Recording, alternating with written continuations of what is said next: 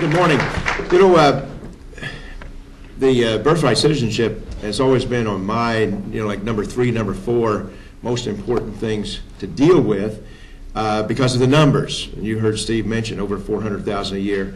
Our concern at Numbers USA is the numbers, getting the overall legal and illegal numbers down. And I think we're not that different from most of you. At the top of the list has always been eliminating chain migration as being the number one thing that would bring the numbers down the most, especially over the years. And number 2, and that list has always been to turn off the jobs magnet.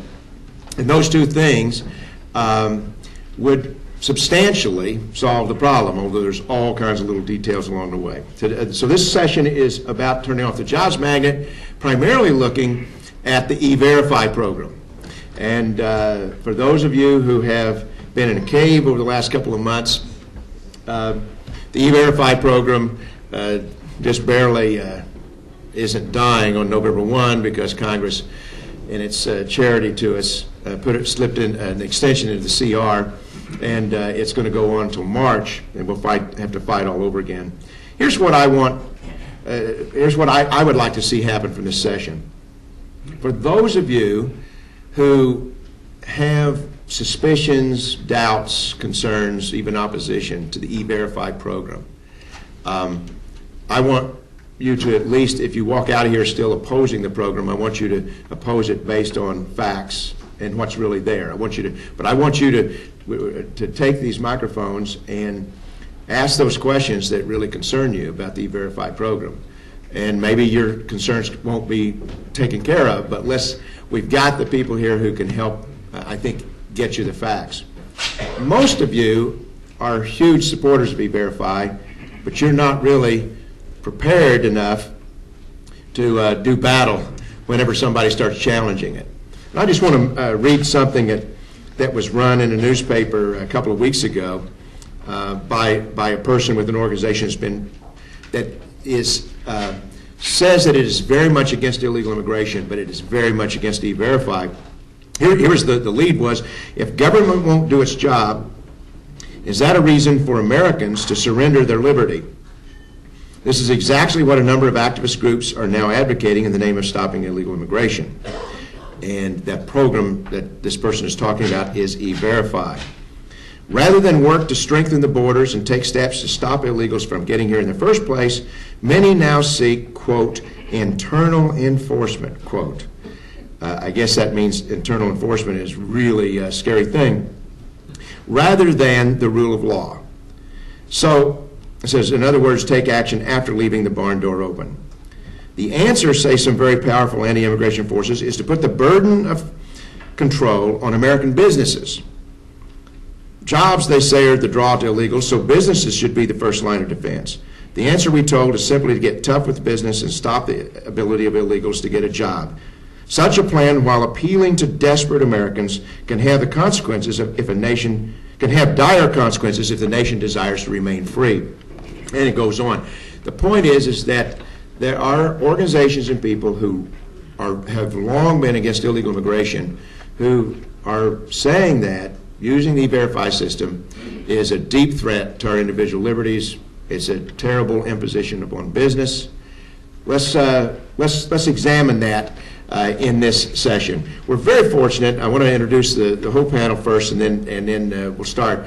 Beginning will be Catherine Lofspeich, who is she's the deputy chief of the Verification Division of the Department of Homeland Security's U.S. Citizenship and Immigration Services. That's USCIS, not the same thing as CIS. So it's Catherine is she's the deputy chief of the Verification Division. She formerly has worked for the U.S. State Department. She's worked for the American Councils for International Education in Russia. She has a BA in International Relations from George Washington University and an MA from in Policy Studies from Johns Hopkins University.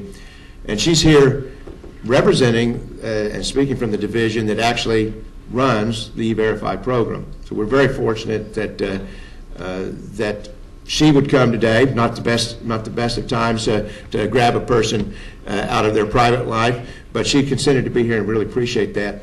I want to say something, I want to throw something provocative out. I'm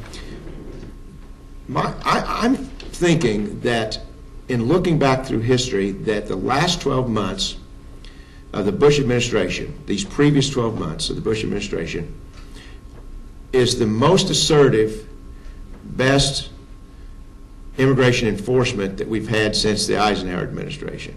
I just want to put that as that's just a marker. It's kind of an amazing thing to say.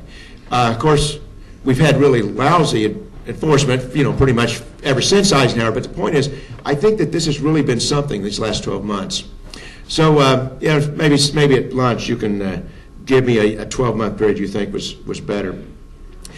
Secondly, Ryan Fitzpatrick is with us, and he's not Rob Ellsworth. Rob, in fact, we've kind of been missing each other this weekend. It turned out finally this morning I saw an email from Rob. He had a close friend that died at the end of the week, and he's in the Midwest. But Ryan is his colleague from Congressman Shuler's office. Congressman Shuler has emerged out of almost nowhere in the last year, about the last 13 months, to really take the ball and run with it. He, as you may know, Congressman Shuler is runner-up Heisman quarterback for University of Tennessee. Jim Edwards likes that.